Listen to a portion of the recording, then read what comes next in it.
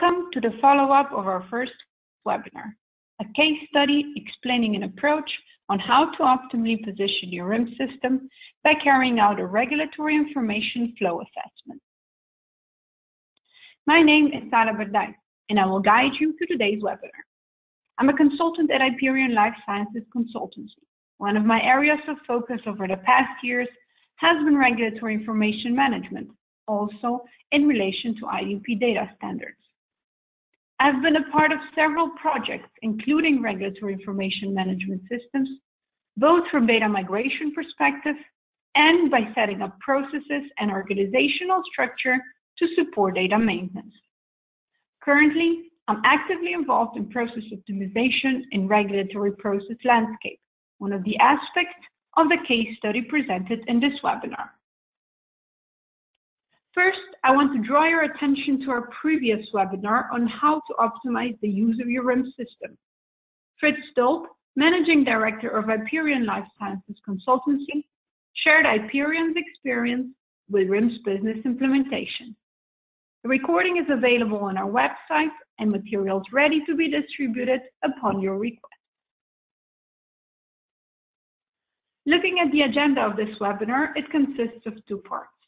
First, I will dive into the case study where I'll be presenting the approach that can facilitate the preparations for your business RIM's implementation. Secondly, I will briefly touch upon the topics of Iperion Webinar Series and where to get more information and answers to your questions.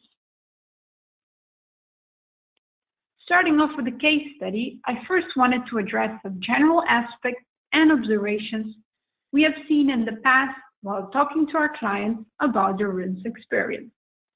Naturally, conversations like that lead to several different discussions, but we only wanted to focus on the ones directly connected to this case study. Therefore, we combined the most common views of our clients about their RIM's experience into four categories: information, process, organization, and technology. Firstly, there are observations that within the business, RIM's is not perceived as a source of truth for regulatory information. Secondly, it supports only a small part of business process landscape, that being tracking and tracing of regulatory submissions. As such, it does not facilitate the right functions within the organization. Lastly, and in line with the second observation about the processes, RIM's capabilities are not used to its optimal extent. Furthermore, and as mentioned before, majority of the above observations were also made at the beginning of the project we supported, which will be presented in the next slide. Earlier this year, a company decided to replace their current RIM system by a new one. The new one that would meet the upcoming ISO IDP requirements, so initially making IDP as the primary driver. However, aside from all the IDP data standards requirements and its associated challenges, there was a common lack of integration and acceptance of their current RIM system by the broader business. They did not consider it as their source of truth for regulatory information, which, as we saw, was very tightly related to a lack of common understanding of data and its definition. A common challenge of several companies as we see, different departments dealing with different definition of the exact same data element. Moreover, and coming back to the challenges of the specific company, governance of their data was only loosely established. All these aspects led to a realization that not only from IDP compliance, but also from the business perspective, this situation will not be a sustainable model for the future.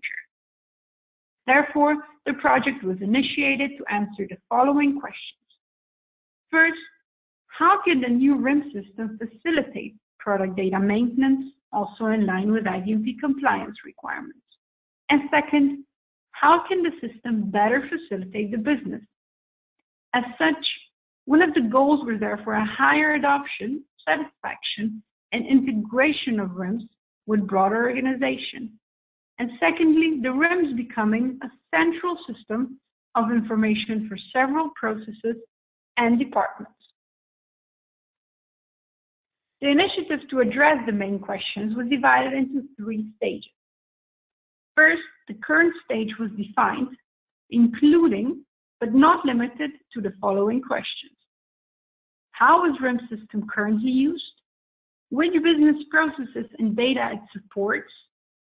And does it already contain any of the elements which support the future IDMP requirements? Moreover, it needed to be clear how is RIMS currently positioned in system landscape and what are the roles involved in business processes surrounding it. We could obtain all this information by mapping the flow of regulatory information throughout the organization, an approach I will describe in the next few slides. Performing all these activities provided a necessary baseline and as the situation for the next stages of the project, definition of the future state, and eventually RIMS business implementation. Now, I would like to explain a little bit more about data flow mapping, as just mentioned. We have selected an initial data set for which we wanted to perform this exercise.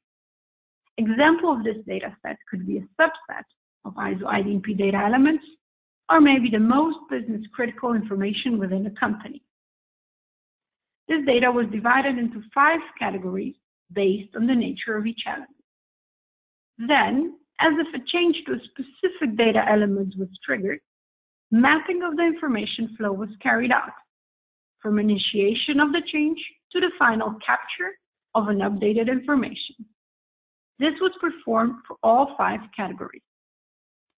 By following how the data changes, which system is being captured in, who performs the activities, and how is the change of data communicated, we could establish a first high-level process landscape, which included all the systems that play a role within data maintenance process, not only RIM systems. How exactly is the information captured in those systems? In a structured format that is a free text field, or maybe completely unstructured and still in a document. Also, we could map out different roles involved in data handling, and we could see the amount of handovers between systems and roles. The following few slides represent one of the examples for which information flow was carried out. There are several example systems as well as departments and roles depicted on the slide. So if we look at the change of a primary packaging material, we will follow the process from its originating source of the change, where the new value is first captured throughout different stages, systems, and roles. So the same information flows to other systems and roles, and what we saw mostly by means of manual handovers of data, such as emails. During its journey, it gets enriched, transformed into applicable format, and it changes its state and version. The further down the process we go, the more complex the flow becomes. We can also immediately see that there are potential lines that can be either removed or linked between 2 different roles and systems in order to create a more efficient and even faster communication process. There were plenty of findings that we observed by performing such an exercise, but we decided again to categorize them into 4 different parts. From information perspective, we saw that understanding of captured data is actually not always there, especially what exactly is captured and what does it mean. Also, we saw that data is often kept in free fields, which are transmitted by email. Small adjustments to the data were made only to fit within functional or system requirements. High-level processes were easy to follow, but from a data perspective, processes get much more complicated. So speaking about data handling requires a deep scrutiny of processes. Also, there were several steps identified that could potentially compromise data integrity. From organizational perspective, there was some unclarity of who fulfills the role of owners, stewards, and what exactly that entails. From technology perspective, IDMP is seen as a separate compliance process on top of the RIM system, instead of being incorporated in regular business process of data management and as a standard to facilitate RIMs. Combining it all in one conclusion, we believe that implementing a RIM system should be done integrally by integrating the system into the complexity of processes, by cultivating the mindset of employees, and by introducing data ownership and stewardship that stimulate data entry and handling. Next step of the project, which eventually leads to a successful RIMS business implementation, is the definition of the future state. By thoroughly analyzing the information flows and identifying any points of improvement, we can optimize the regulatory processes and set up the process landscape that suits your organization. Moreover, data governance needs to be determined together with the roles that again fit your setup, as there is no size that fits all. Also, as we map the flows to the systems, we can use the outcomes as a way to determine where RIMs can be connected to other systems to ensure the quality of data being transferred and communicated in an automatic way. Having this kind of mapping has become of great value for the company we're supporting. First, looking at the internal business processes, analyzing them, and trying to fit them to your needs has shown to be beneficial. We have seen better business integration and acceptance by the organization already in the early stage of the activities. Also, this kind of approach gives way to more efficient processes and faster processing time. Lastly, it gives an opportunity to optimally position your system or systems within your business landscape as opposed to the other way around. When preparing for RIMS business implementation, we always make sure to follow vendors' advice. However, we do combine it with our Iperion best practices. In the last column on the slide, regarding RIMS business implementation, you will see an array of activities and aspects included in the actual implementation. If you're interested in more details about this part, please visit our website for the recording of the first webinar on specifically RIMS business implementation. Coming to the end of the presentation of the case study, I want to briefly guide you through our next webinars and where can you get more information. Webinar titled IDMP Now or Later is scheduled for 15th of November. For more information and registration to this webinar, do visit our website. Moreover, there are 3 more webinars scheduled currently. Improving your supply chain oversight by linking VRP and RIMS dataset.